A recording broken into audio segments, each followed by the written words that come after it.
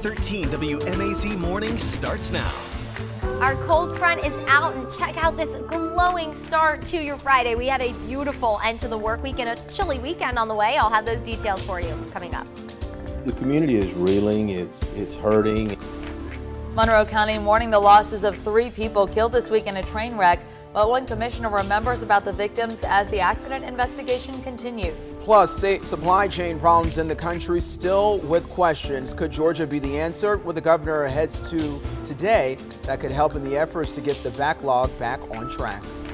Well, good morning. Happy Friday. You are going to want to stop what you are doing and come and look at this beautiful sunrise over downtown Macon this morning. We love to see that on a Friday morning. Time is now 6:30 on this November 12th. I'm Caitlin Heck. And I'm Wanya Reese. Waking up this morning, probably seeing a little bit of rain on your car this morning, but hey, all that sunshine we're going to see is going to clear it right on up. That's right. That's right. Yeah, your car might be a little bit on the wet side. We did have some rain roll through late last night thanks to our cold front. And now we are going to start reaping the benefits of what's going to come behind that front. And that's going to be some cooler air and lots of sunshine. A glowing start to the day. Just spectacular. Enjoy it, everyone. What a way to kick off a Friday. 53 right now in the city of Macon. It is starting to cool off a little bit, especially if you're making off to the northwest. That cold air already starting to spill in. We're at 49 in Monticello, 50 in Thomaston, 53 in Warner Robins. Notice the further south and east you go, you're a little bit warmer. It's taking a little longer for that cold air to spill through. That cold front just passed through really about a couple of hours ago. So you're at 57 in Eastman and 55 in Dublin. Here's that front now pushing off the coast, but we have another one that's going to quickly follow. This will push through come tomorrow morning. So while we're going to be cooler today, temperatures will climb near 70. We're going to be even colder as we head into the weekend. I'll have all those details for you. That's coming up in my full forecast in just a few minutes. Thank you, Courtney. The investigation continues into a train accident in Monroe County that left 3 people dead. One of the questions that still remains: what caused an SUV to get stuck on the tracks Wednesday night? Now, as we wait for further answers in the case, we're learning more about the victims. This comes as the Monroe County community mourns their losses.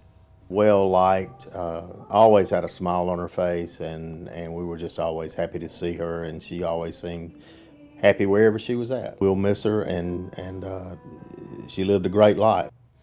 County Commissioner Eddie Rowland called one of the victims, Shirley Treadwell, a pillar of the community. The other 2 victims included Treadwell's caregiver, 66-year-old Deborah Holland, and 47-year-old Chris Burkett was another victim. Treadwell and Hall were in the SUV that got stuck on the train tracks.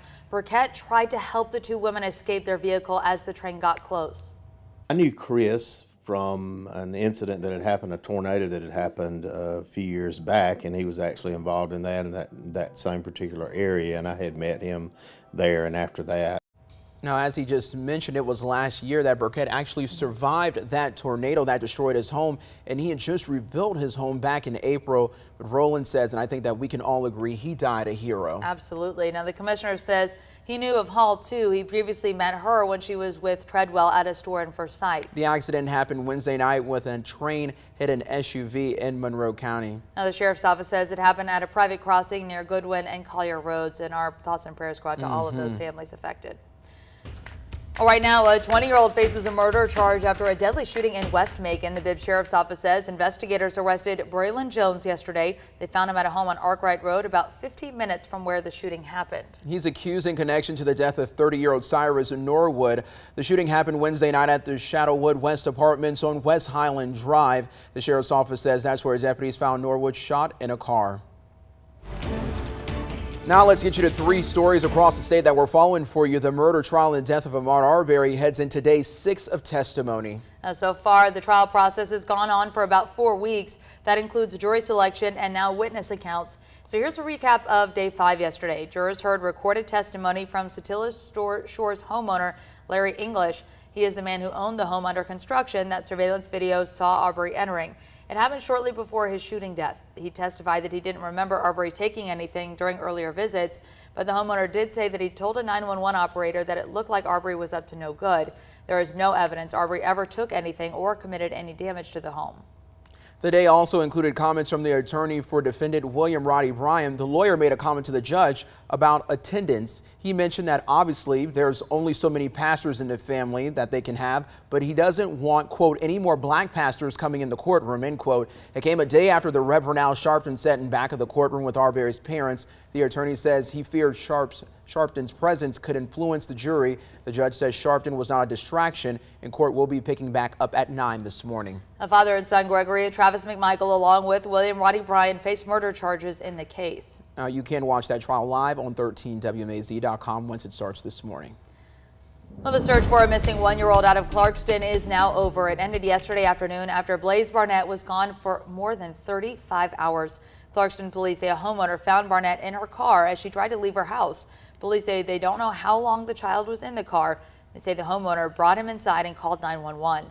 This happened less than a mile away from where Barnett went missing. There was an Amber Alert issued for the 1-year-old Wednesday morning when someone stole an SUV that he was in. Clarkston is just outside of Atlanta in DeKalb County. And right now you might feel the effects of supply chain problems. The backup could be leading to delays in getting your goods. The backlog centers around some California ports where container ships have waited for longer than usual to dock. You've seen the video here. As the nation faces supply chain problems, answers could be coming from right here in the Peach State. Today, Governor Brian Kemp will talk about solutions the Georgia ports are putting in place to help supply challenges. His office says the governor and First Lady Marty Kemp will go to a ribbon cutting for the State Port Authority's Mason Mega Rail Terminal. That starts this afternoon at 2:30 p.m. in Garden City. That's just outside of Savannah. Well, the time is now 6:36 a.m. And speaking of the coast, I'm sure it's going to look beautiful out there for the folks who are waking up in Savannah to see the sunrise. Oh my gosh, I can only imagine. Yes, all across the southeast, really. Now that that front's out of the way, the sunrises just look awesome. And not only in Macon, I mean, obviously behind me, it's quite literally glowing. That goes for a few spots this morning. So I'm going to change the sky cam for you really quick. We'll kind of take a little bit of a tour around the area because there are lots of spots that have some beautiful sunrises to kick off the day, including, once it changes, in Dublin. Another beautiful morning out there. Yes, we love it.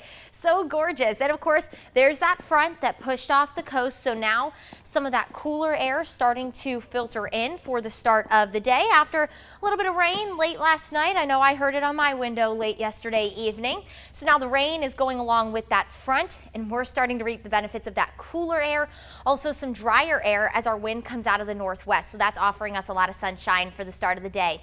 Now we do have another front that's going to be on the way as we head into tomorrow morning, and that is out to our west, bringing a little bit of rain to parts of Oklahoma and Arkansas. Not going to bring us any rain, thankfully, but it will bring us some very cold air just in time for the weekend. Right now you're looking live on top of the Fred Roberts building in Dublin. Can't get enough of these beautiful sunrises. If you have any photos, send them my way. I had quite a few people send me pictures earlier in the week when we had some gorgeous sunrises. I do enjoy seeing them, and maybe I'll show them in some of the cut-ins that we'll have during the national CBS morning show. 55 right now in the city of Dublin. You're looking live, of course, on top of the Fred Roberts. Once the sun starts to rise, the trees that are along this road are beautiful as well. It's truly a picture-perfect fall view on top of the Fred Roberts building. 53 in Warner Robins. We're at 53 in Gordon. If you're north and west of Macon, you're a little bit cooler for the start of the day. That cold air behind our first front already starting to filter in for you. But if you're south and east of Macon, you're a little bit warmer. Notice in McRae, you're at 60 degrees to start the day. We're at 58 in Unadilla and 57 in Montezuma. All of us are going to be quite cold as we head into the weekend, though, as that second front rolls through. We'll talk about that in just a second.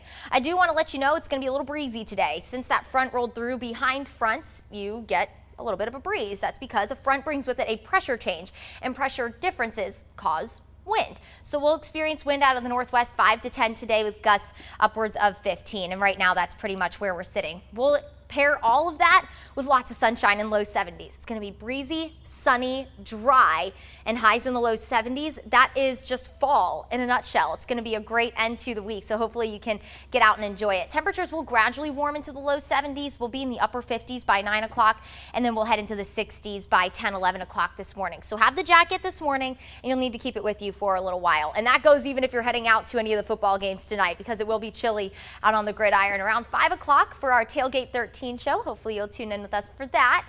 It will still be pretty mild, upper 60s, lots of sunshine, but we will cool pretty quickly. We'll be in the low 50s by the time all the games are said and done tonight. Now here comes our second front. Let's talk about what this is going to do. It won't bring us any rain. Notice the time. By 6 o'clock, it's still going to be to our north. So around 6 o'clock, that's when we're starting to hit our low temperatures. So this front won't sink to our south in time to impact our morning temperature, but it will for the afternoon. By the afternoon, temperatures only in the low 60s. Then notice you see that blue color starting to filter in. That's indicating 30s for Sunday morning, and we will stay dry both days. Lots of sunshine for Saturday and Sunday. It'll be a little breezy tomorrow as well. Low 60s for afternoon, high temperatures, 40s to wake up on Saturday and 30s on Sunday. Keep those jackets. We're staying in the 60s Monday and Tuesday. We'll gradually warm back into the 70s by the middle of next week, but we're staying dry all 7 day long.